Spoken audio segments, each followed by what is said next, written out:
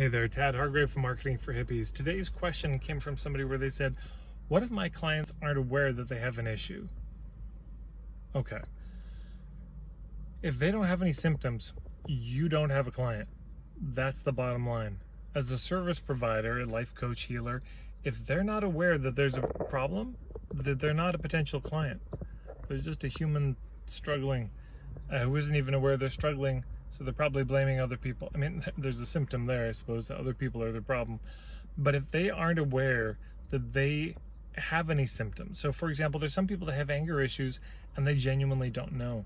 I remember hearing about a fellow who would get so angry and would threaten his family, grab a knife, wave it around, and then he would go into stupor afterwards and he wouldn't remember it the next day. Confronted in therapy years later, he had a hard time believing. I mean, he believed they weren't lying to him, but he couldn't remember it genuinely. So in that kind of a situation, unless somebody believes they have the issue, they're aware of it, why would he go for help with anger stuff? He wouldn't. If somebody doesn't know they have a problem, you don't have a client. That's the bottom line.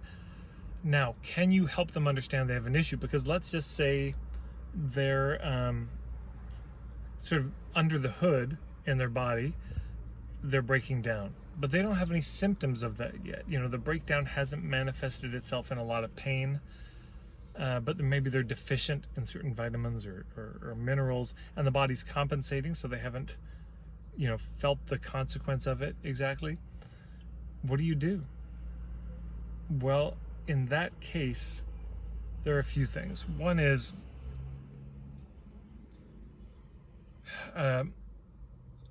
the first thing I would do is just ask yourself what kind of people you want to work with. And maybe you say, I really love rednecks and I want to work with rednecks. Great. So then I would go to redneck events and, give a talk. Maybe there's a festival and there are people giving talks and you could do a talk. I've seen people do live blood cell analysis in front of the room and people can see their blood, and then they set up a little booth outside and, I want to see my blood, see what's going on. And once they see it and the person explains what's happening there, now they realize they have a problem. Now it's like, oh, there's a symptom. I remember Peter Egoscue, structural anatomist, he would do this exercise where he'd have people stand up, when he was speaking in the audience would stand up. He said, great, now close your eyes, lift up your left leg, then lift up your right leg one at a time and just see how your balance is. And he was saying, you should be able to balance easily on both legs equally, and if not, that means your structure's out of balance. So that was a way of helping people understand and appreciate they had an issue. Another way to look at it is maybe you say, oh, well, I can see that my people have a lack of integrity and that's hurting them, but they're not aware it's hurting them. So this is the exercise to do. You sit down and you say, okay, if somebody has a lack of integrity, what will that do to their life? What are the consequences of that? What are the impacts of a lack of integrity?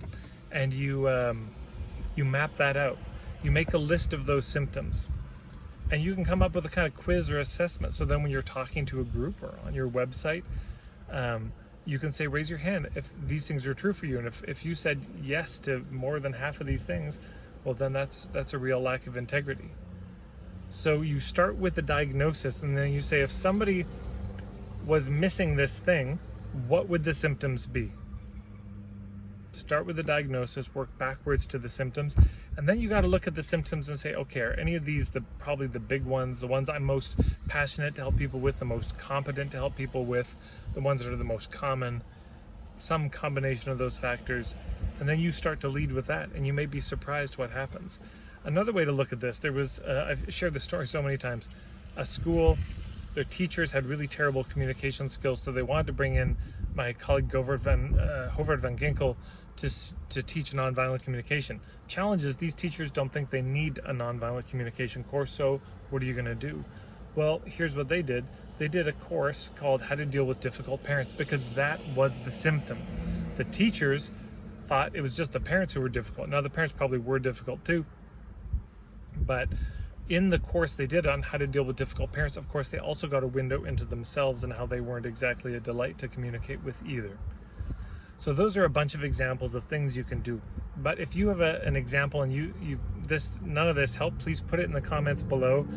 You never know, it might turn into the next video that I do, but I'd love to hear your feedback, your thoughts on this. If you also have that situation where your clients don't even know they have the issue that you help them with. I'm happy to help on this one. So thank you so much. You can check me out at marketingforhippies.com. And if you like these videos, please share them with people. It makes such a huge difference when people share it on Facebook, email their friends with it, text their friends with it. It really does help a lot. So thank you in advance. Take care, everyone.